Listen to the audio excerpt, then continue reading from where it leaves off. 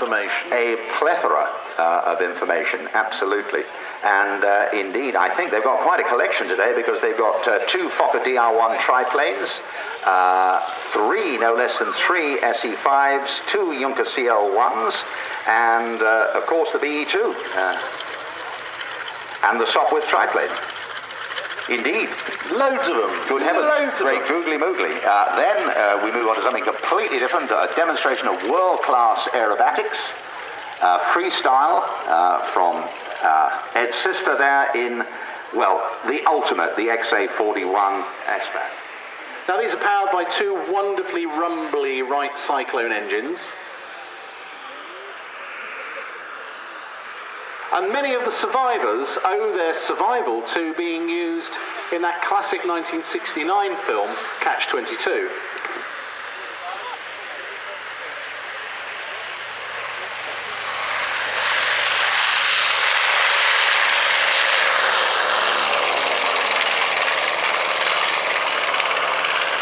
Wonderful, and you know, I love the fins at the back, and I love what Peter Kuipers does with it. Well, I'm just waiting for the day when he actually does the business and does a roll. Oh, I never said that. No, never said that at all.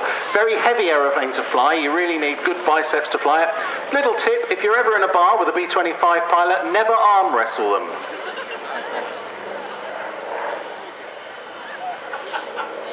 There you are, another little quintessential nugget hewn from the rock of aviation experience by no less than Melvin Hiscock.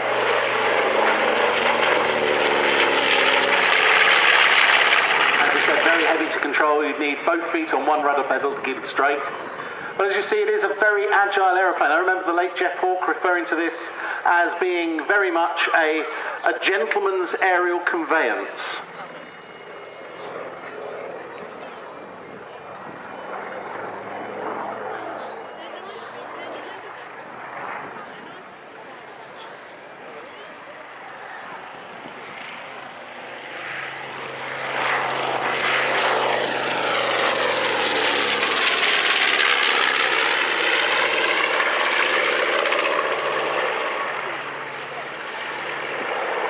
So Peter pulling up there. Peter is an airline pilot in his day job, and in some of his spare time he's also been known to fly around in Sally B, the B-17. You can see the twin tails stuck behind the engines for maximum effectiveness.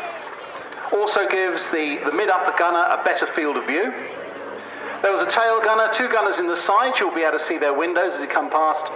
And many had this, the glazed nose, which also had a fixed machine gun.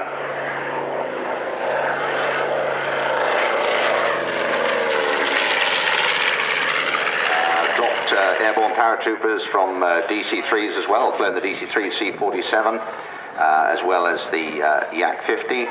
He dropped paratroopers, as I say, from the Dakota over Normandy and Arnhem for World War II memorials. Started at 14 on gliders, as so many do. I'll come back to the whole concept of gliding a little bit later on.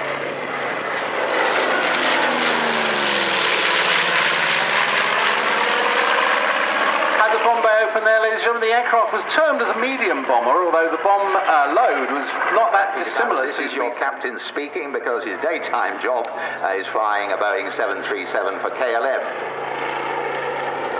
Well, hey.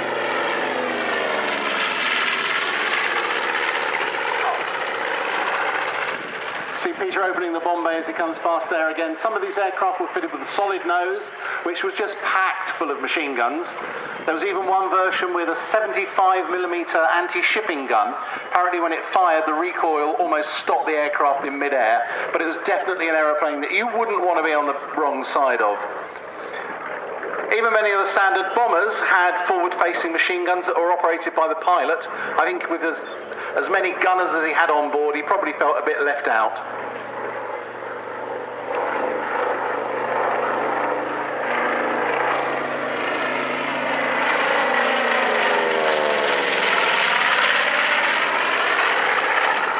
Well, I'm putting that down down as my first tip for the top for the best in show today. We shall see. We've got a long way to go. We shall indeed.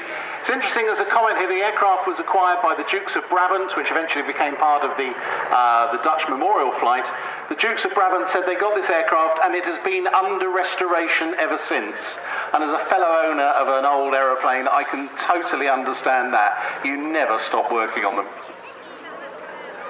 Mind you, never stop working on the new ones with all the present rules and regulations. But if God had meant us to fly, he'd have given us more money. We'll head on the B-axis. Look at this. Great job here for a photo, ladies and gentlemen. Look at that. Up.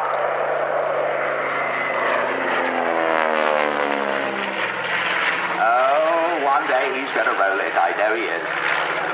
Marvellous. It is. I bet you he has in his own time. Excellent. Some of these aircraft were in service right up until the mid-60s as transport aircraft. And unusually for its era, it's not a tailwheel aeroplane. As you can see when it comes in, it does have tricycle gear with a nose wheel. Makes it a little bit easier to handle on the ground, I understand. So ladies and gentlemen, it looks like he's positioning now for a fast pass.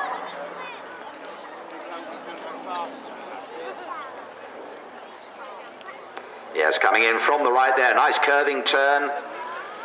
So he should angle in towards us at any moment.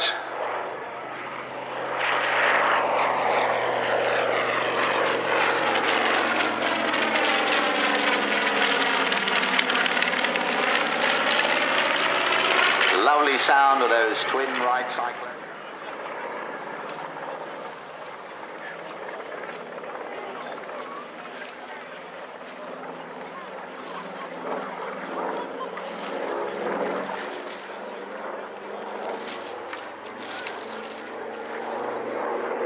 So ladies and gentlemen, look to your left. We'll let you listen to those rights. So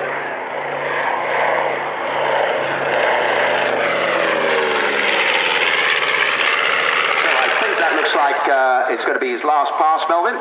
Indeed, he will then be repositioning to come in and land. As we mentioned, it's an aircraft with a Dunsfold history. They were based here with the RAF and with the Dutch. And this one, as we said, is marked in the colours of 320 Squadron that were based here.